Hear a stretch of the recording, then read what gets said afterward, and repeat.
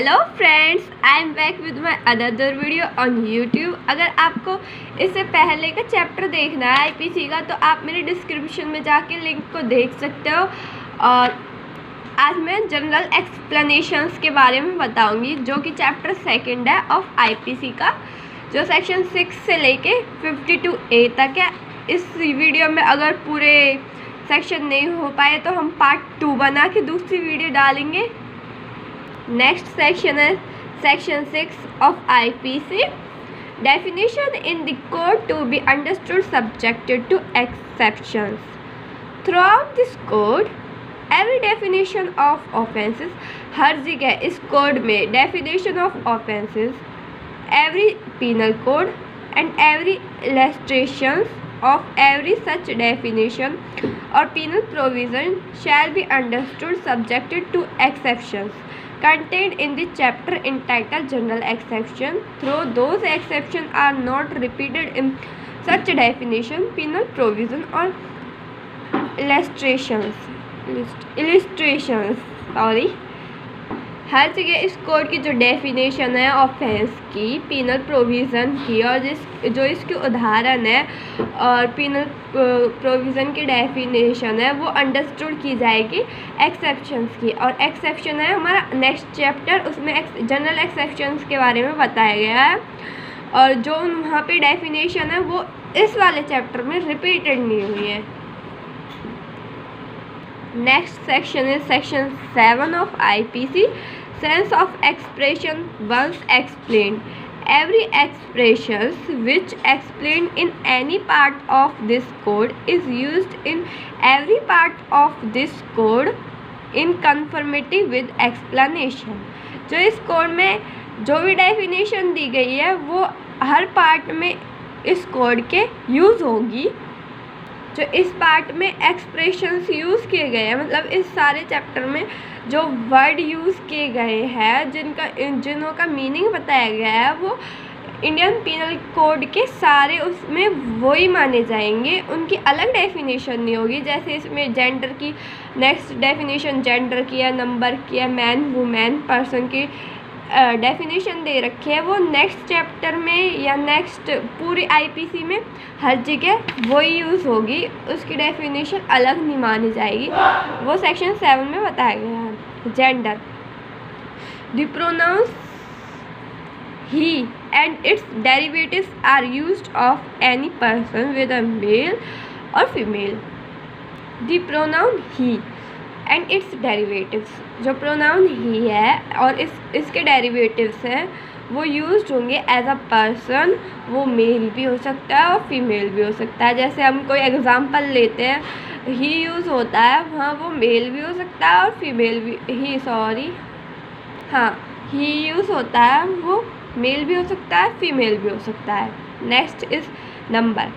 Unless the contrary appears from the contest word importing a singular number include the plural number and the words importing the plural number include the singular number. Section 9 में number की definition दी गई है जहाँ singular number और पिंगुलर number के बारे में बात की गई है। नेक्स्ट डेफिनेशन है मैन और वुमेन की, जो दी गई है सेक्शन 10 में। The word man denotes a male human being of any age. Man यहाँ पे कोई भी हो सकता है एनी एज का ह्यूमन बीइंग।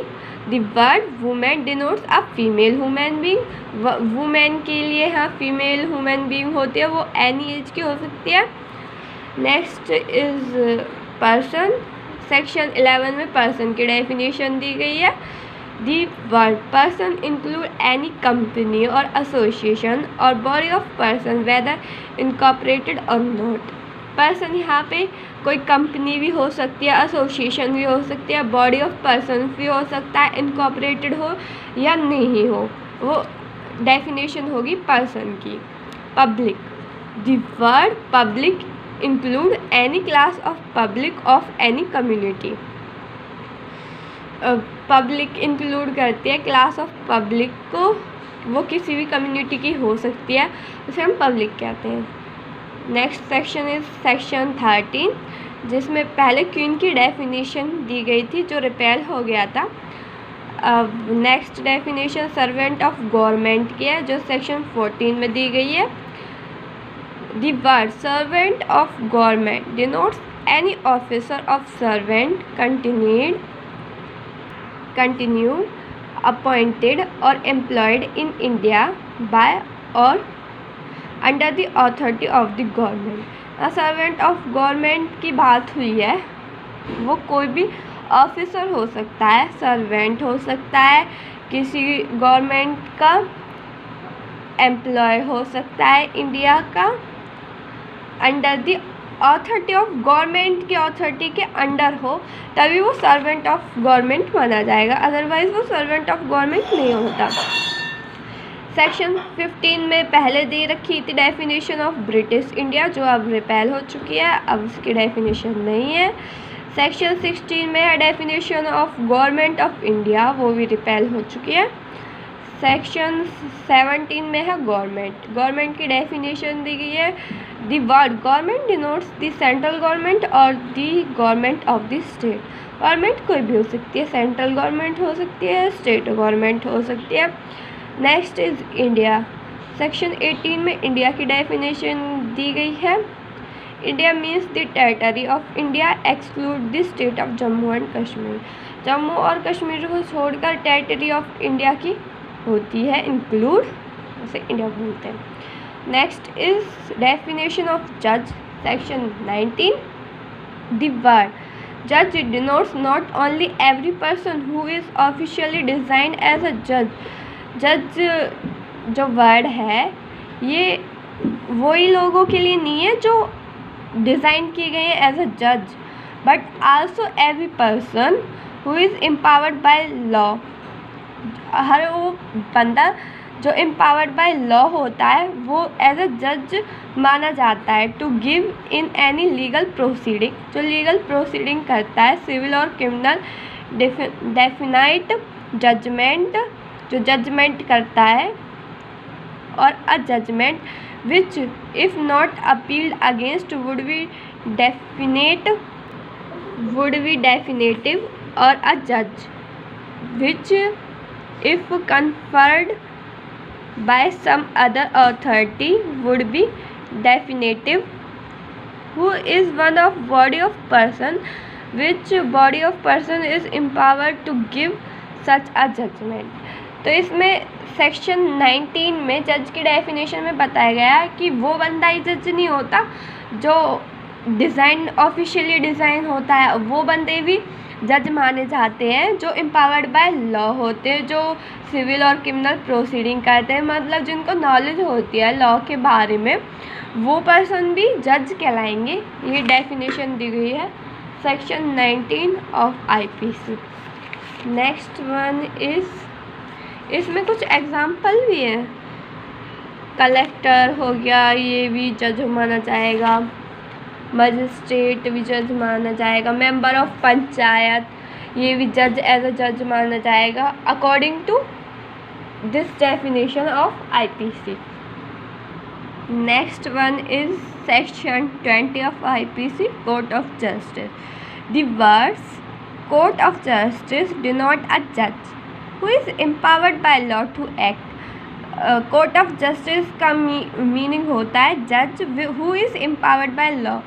ऐसा जज जो एम्पावर्ड बाय लॉ होता है कोई एक्ट करने के लिए, जुडिशियली अलोन, और अ बॉडी ऑफ जजेस which is empowered by law to act judicially as a body when such जज और बॉडी ऑफ जज इज़ एक्टिंग जुडिशियली। इसमें कोर्ट ऑफ जस्टिस की डेफिनेशन बताई गई है कि कोर्ट ऑफ जस्टिस का मीनिंग होता है ऐसे जज या कोई जज जो एम्पावर्ड बाय लॉ होते हैं, ऐसी जुडिशियली बॉडी को हम कोर्ट ऑफ जस्टिस बोला जाता है।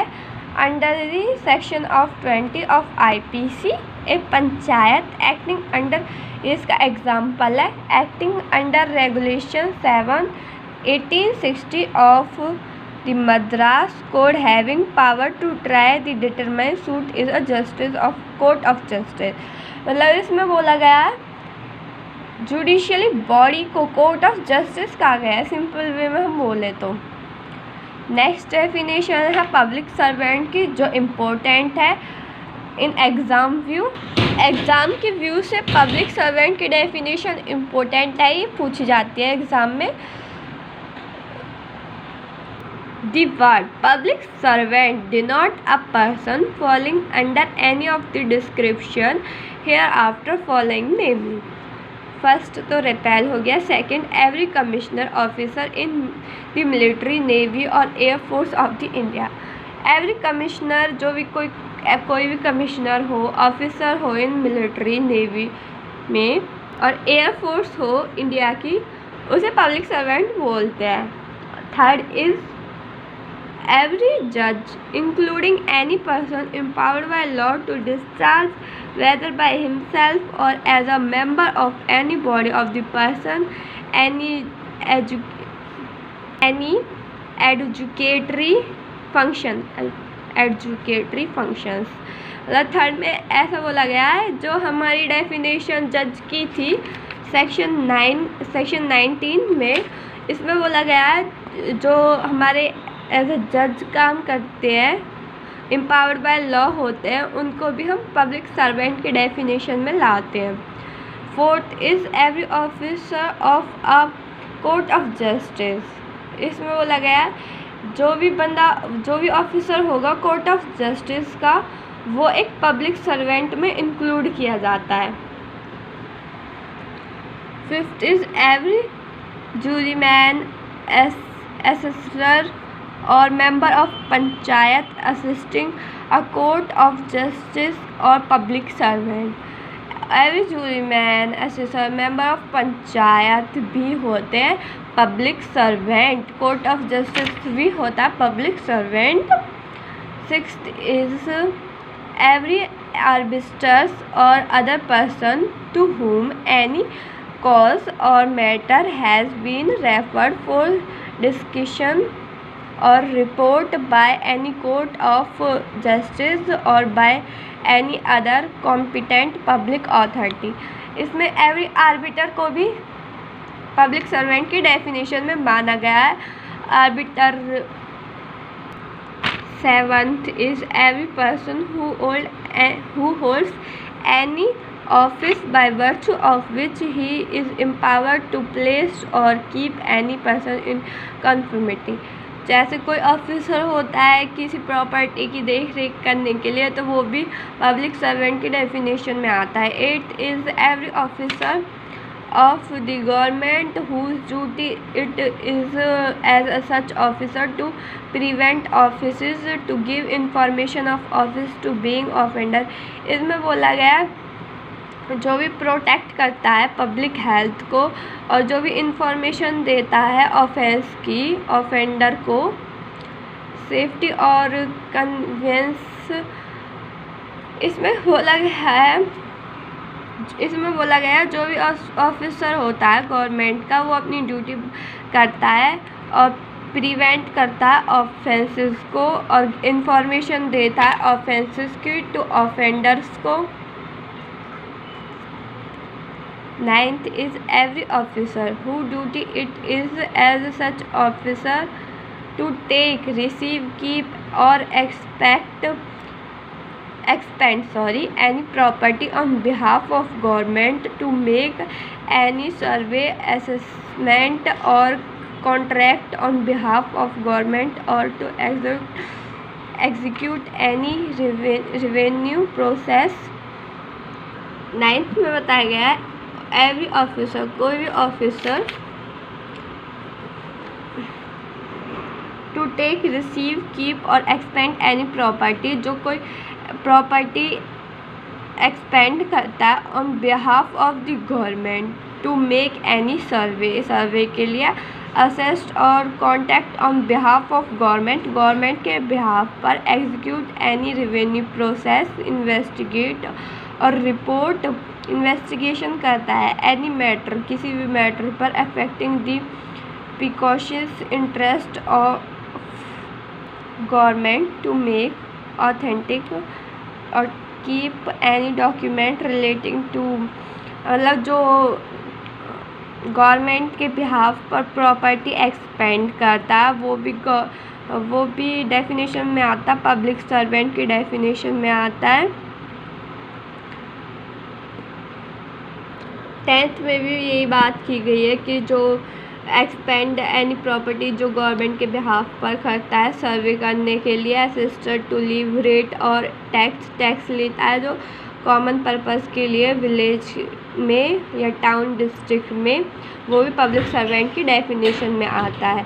11th, every person who hold any office by virtue of which he is empowered to prepare, publish, maintain or revise an electoral or conduct an election, ये वो भी public servant की definition में आएगा, जो मेंटेन करेगा इलेक्ट्रोल, कंडक्ट एन इलेक्शन को conduct करेगा, एम्पावर्ड टू प्रिपेयर, पब्लिश, ये वो एम्पावर होता है प्रिपेयर करने के लिए, पब्लिश, मेंटेन करता है, रिवाइज एन इलेक्ट्रोल और कंडक्ट करता है एन इलेक्शन, वो भी पब्लिक सर्वेंट की डेफिनेशन में आता है। 12th है, every person in the service और पार्ट ऑफ द गवर्नमेंट और remunerated by fees or commissions for the performance of any public duty by the government in the service or pay of the local authority or corporation established by under a in the survey or pay of local authority or corporation established by or under a central provincial or state act or a government company as defined in section 617 of the Companies Act,